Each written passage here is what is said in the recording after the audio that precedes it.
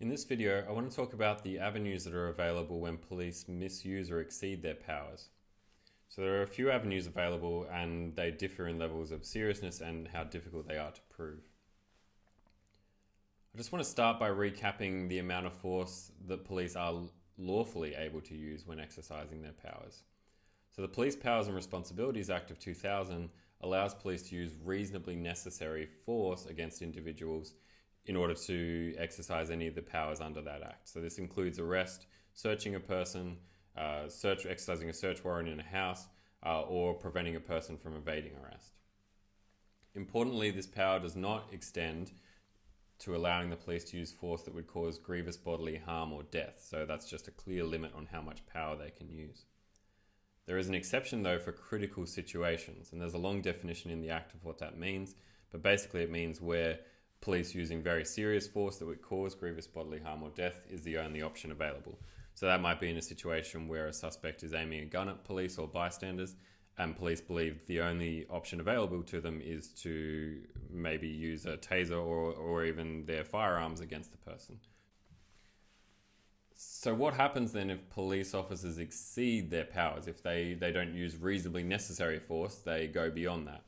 And we've seen in recent times in Queensland quite a few examples of this, particularly on the Gold Coast. So it's important to note as a starting point that it's not a criminal offence for police to exceed their powers. If they use excessive force that goes beyond their statutory powers, that's not in itself a criminal offence. But the act that they do might lead to criminal charges being taken against them, but that's a separate thing.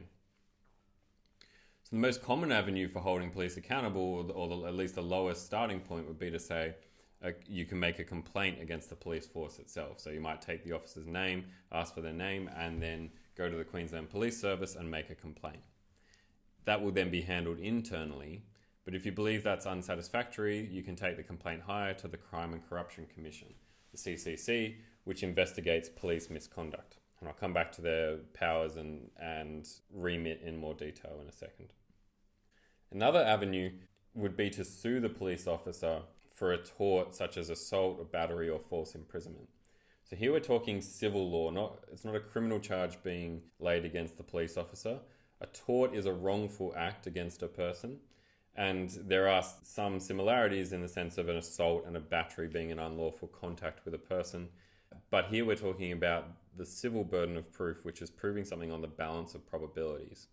So that makes it a bit easier than to prove a criminal offence against a police officer.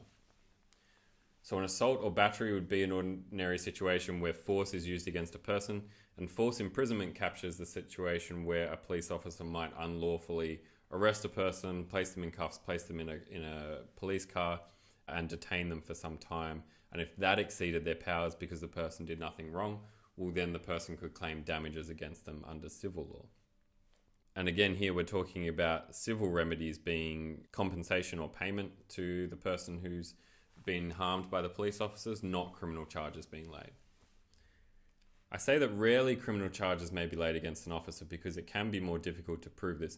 It's not like the case of a murder or an assault in the ordinary course of events where somebody goes out to harm somebody. The police officer is acting in the course of his or her duty and then exceeds the powers. So there are already some difficulties there in proving that the police officer intended to harm a person, but it is certainly a possibility. It's also harder to prove a criminal charge, as I said, because you would have to prove the charges beyond reasonable doubt, not just to the level of, under civil law, of the balance of probabilities. So to look at the Crime and Corruption Commission and their role and powers in a bit more detail. The CCC investigates corruption in public agencies, and by corruption, that means either unlawful conduct or conduct that could lead a person's employment to be terminated. And so that's a broader definition that extends to all government agencies. But the CCC also has a more specific role in investigating police misconduct. And so there's a statutory definition which explains that police misconduct is conduct which is disgraceful, improper, or unbecoming of a police officer, shows unfitness to be a police officer, or does not meet the standard of conduct the community would expect of a police officer. And so if the CCC believes that there has been police misconduct, well, there are a range of avenues available.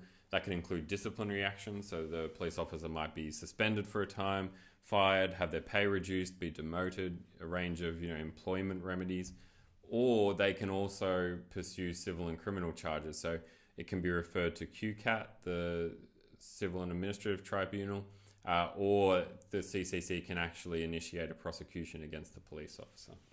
Something I just want to consider at the end too is that this is not talking about offences against the police officer, but it's just to place it in context and say, often when we're talking about police officers exceeding their powers and using excessive force to arrest a person, we can also be talking in a situation where the person themselves is facing criminal charges for the altercation. So there's a range of offences which can apply here. Resisting public officers is an offence punishable by 2 years imprisonment. There might be a common assault. It's a more serious assault to resist arrest or obstruct a police officer in their duties. There's also an offensive language charge under the Summary Offences Act, or being fined for being intoxicated in a public place. So I just raise them to say it's not to talk about police accountability, but just to put it in context and say, where you have situations where a police officer is using excessive force against a person, you can quite frequently get this complexity in the mix. An individual is also facing charges against the police officer because there's been some altercation between them. And the police might indeed be trying to charge the person for resisting arrest, which led to their force being used. So you can often have both sides of that arguing that the other has committed a criminal offence, and that makes it quite complicated.